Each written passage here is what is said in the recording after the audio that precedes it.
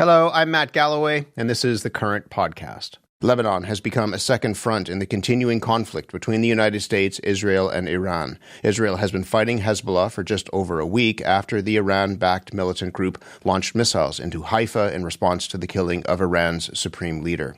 Since then, Israeli forces have warned people living in southern villages to evacuate. According to the United Nations, nearly 700,000 people in Lebanon have been displaced in the last week. More than 500 have been killed. Canadian officials have been trying to help those in Lebanon return home. But Christy Maddy, a Lebanese-Canadian professor teaching at a university just north of Beirut, told CBC News that leaving is not an option.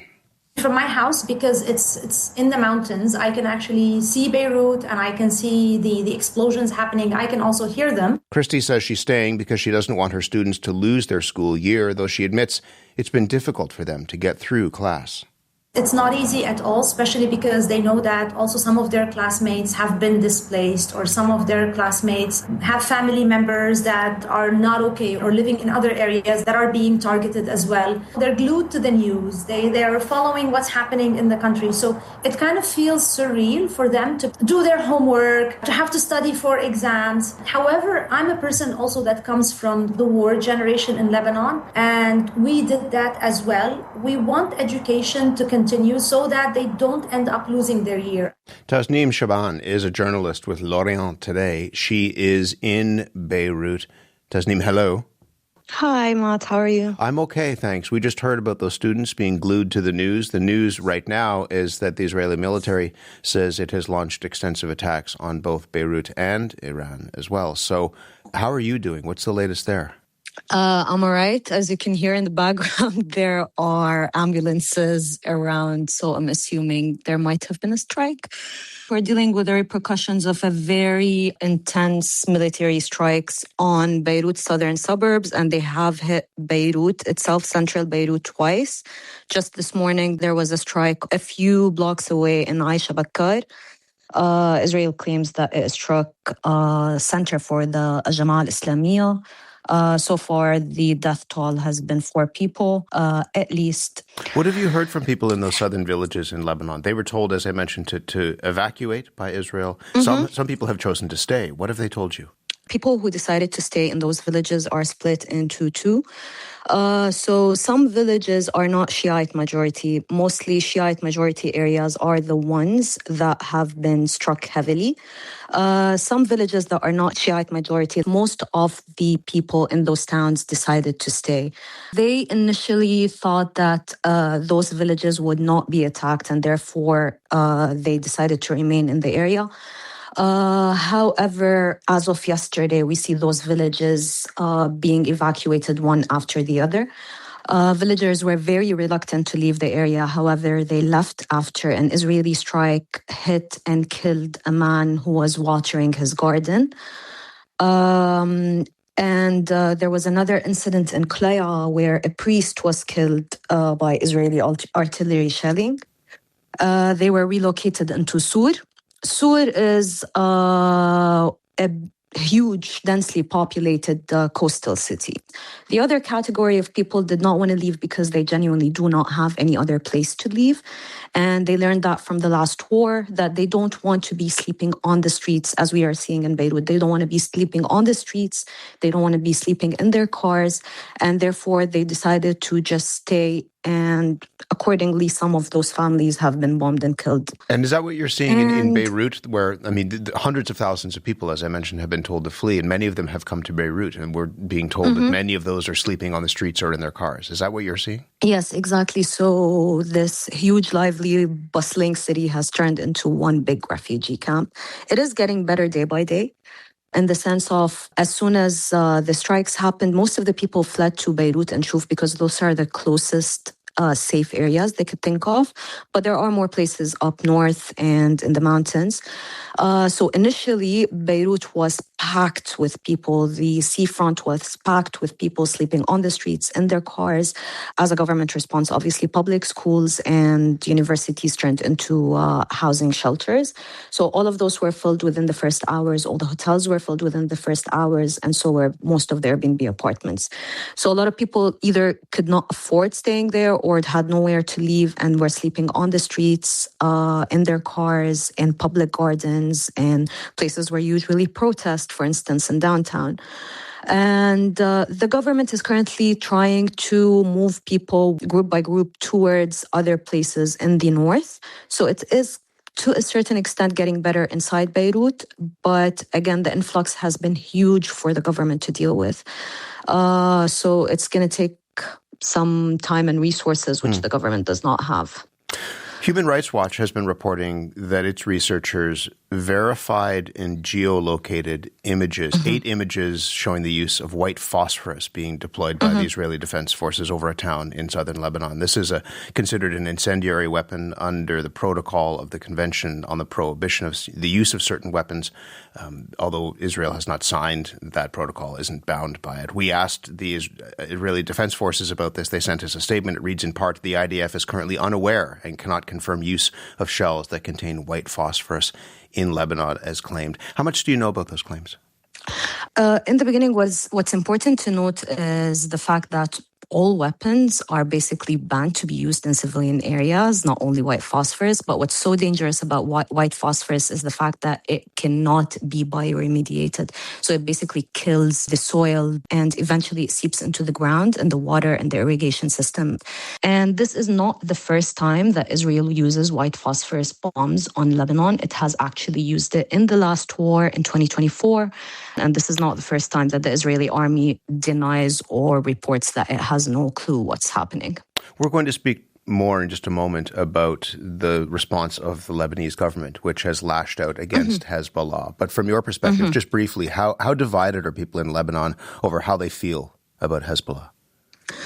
To be very honest with you, the majority of the people that I have been speaking with are done with wars. We are currently dealing with the repercussions of 6 rockets launched. And in response, we got 500 people killed and the Israeli army on our borders occupying southern Lebanese villages. Nonetheless, there is still a small faction that supports Hezbollah. And this faction argues that the Israeli war never stopped in Lebanon. While it did start last Monday on March 4th, nonetheless, Israel did not respect the ceasefire in place and it continued its strikes on Lebanon throughout the ceasefire. At least 350 people were killed throughout that year where the ceasefire was supposed to hold. To your point, the average people who are in Lebanon who are caught up in the middle of this, they're done with wars. Yes, definitely. Most of the people that I spoke with have had their houses destroyed at least 3 times.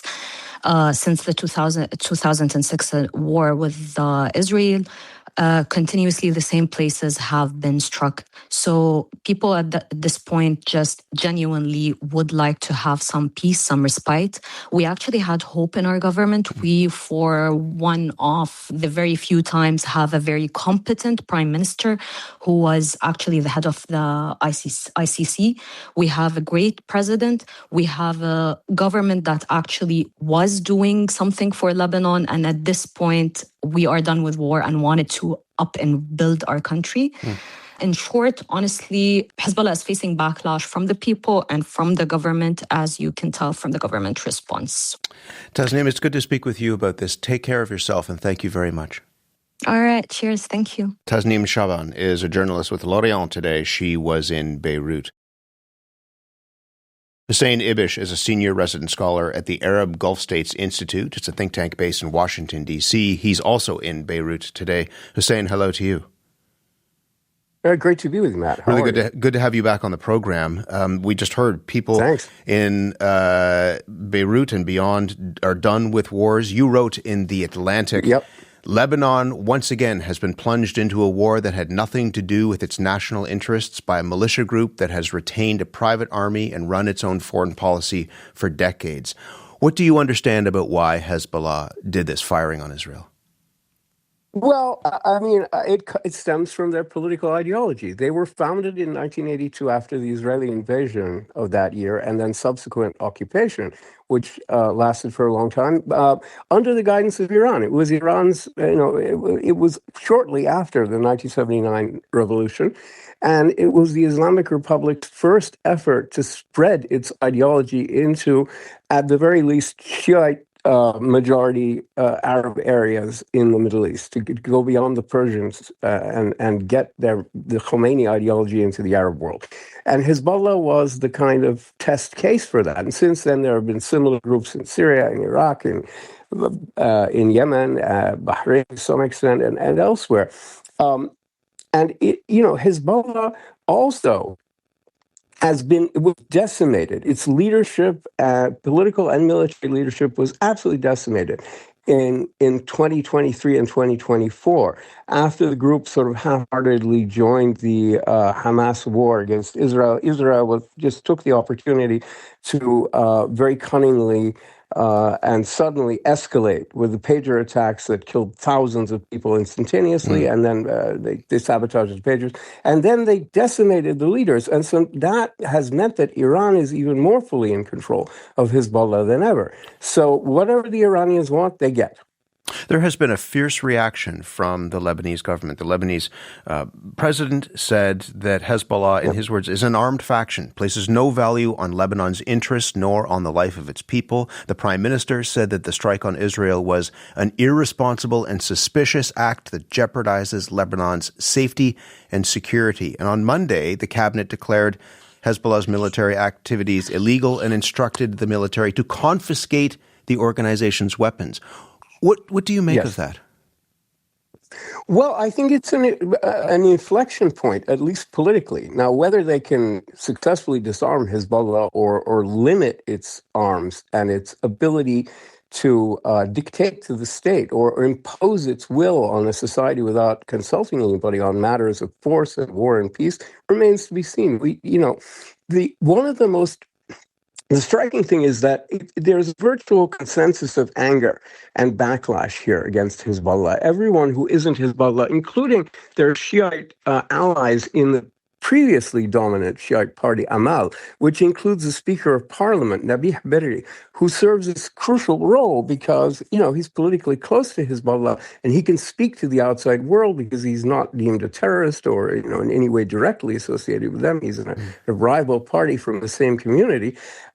Even he went along with this effort to disarm them and ban their military activities. But it's going to be very difficult. And the army commander, Rudolf Heikel, is very hesitant to go ahead and give the order to sort of all out, attack Hezbollah and get its arms because he fears the military could split and he fears being blamed for any negative consequences and being left holding the bag. But there is a remarkable opportunity because everyone who isn't Hezbollah is really angry with them at the moment. What's the risk of a civil war?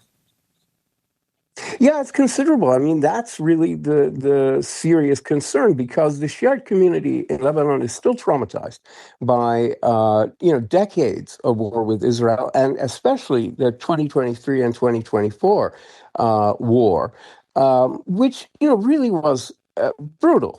And Hezbollah sort of stumbled into the situation of putting its own constituency in grave danger. And in this case, the displacement is actually greater. The numbers are more than at that time, but they are traumatized. So it's one thing to prevent a constituency from rebuilding and getting new stuff to replace what they used to have. It's quite another to proactively go in and take things they have away from them and give them the sense that their security is being seriously threatened, that they're not going to be allowed to protect themselves. And so this is a very delicate operation. That's why the military is so hesitant to act on the government's orders. But they have to, because otherwise Lebanon will remain a failing state. It has to have a monopoly. The state, the government, has to be exclusively responsible for things like war and peace. We've talked a lot about trying to understand the motivations of Donald Trump and the United States in this war. What do you understand about what Israel's end goal in this offensive against Lebanon is? Yeah, it is it is a very brutal reality, which is that Israel wants Hezbollah disarmed. They have plans to establish an occupied zone in the south of the country, which will actually play into Hezbollah's hands quite a lot, a buffer zone. I don't know how large they want to make it. I think they want to make much of the south uninhabited or uninhabitable. If necessary, we were talking about white phosphorus. There are many other such chemicals that are being used, and there's an effort to populate those areas. Now, the other thing is that the Israelis are actually, I think, contemplating another effort to try to drag Lebanon kicking and screaming into their sphere of influence. In other words, to gain hegemony over the country. And this will be disastrous because one thing that's been consistent since Lebanese independence in 1943 from Vichy France, and it really didn't want to go along with Nazi-occupied France, every time a group or an actor, internal or external, tries to impose its will on the entire country, everyone else gangs up on them, and they are beaten back to their internal or external redoubt fairly quickly. The longest run was the Syrian hegemony between 1990 and the early 2000s. But the Israelis have tried this several times in the past, disastrously. The Americans, the French, and all the large different constituencies in Lebanon that have tried this, they've all failed. I don't think this will be any more successful for Israel. I think it'll be catastrophic for Lebanon, bad for Israel. And I'm really concerned about the potential for Israel to overplay their hand. And yet, in the Atlantic, you also wrote that after decades of conflict, the two sides have a rare chance, these are your words, to secure a common goal, a Lebanon freed from Iranian domination and Hezbollah's independent military force. That's right. And that's why it is so important for Israel. And I think here the U.S. will be crucial in helping to make this possible if it does happen. I'm not optimistic. For Israel to understand and act on the fact that the government, the state, is the only alternative to Hezbollah. So if they want a Lebanon essentially freed or largely freed from a situation in which Hezbollah can do what it wants on any issue that they consider vital, that they have to strengthen the Lebanese state. And anything they do that makes the state weak, that attacks the state, that undermines the state authority, is going to be good for Hezbollah. And they need to get that. And the big concern is that in the Palestinian areas, they never acted on this regarding the PLO and the Palestinian Authority, which is a similar relationship to Hamas. So I'm very concerned that the Israelis may not understand that the Lebanese state is the only solution to their problem. We're almost out of time. Just very briefly, end with, Tasnim talked about the idea that people are done with war, and you immediately agreed with that. Where does all of this leave those who are caught in the middle, the Lebanese people who are caught in the middle here?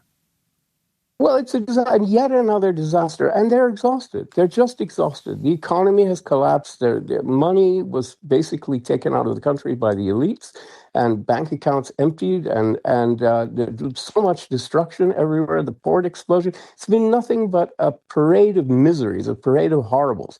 And now this totally unnecessary conflict with the Israelis over Iran, which has nothing. Thousands of miles from here. And people are exhausted, but there's nothing they can do unless the state can reassert its basic authority over the use of force and matters of war and peace. Then I think conflict is just going to continue, and this society is doomed to suffer more in the coming years. There is hope, but it's a narrow path. Hussein, it's good to speak with you again. Take good care of yourself there on the ground, and we'll speak again. Thank you, Matt. I appreciate it. Thank you, sir. Hussein Ibish is a senior resident scholar at the Arab Gulf States Institute. It's a think tank that's based in Washington, D.C. We reached him today in Beirut.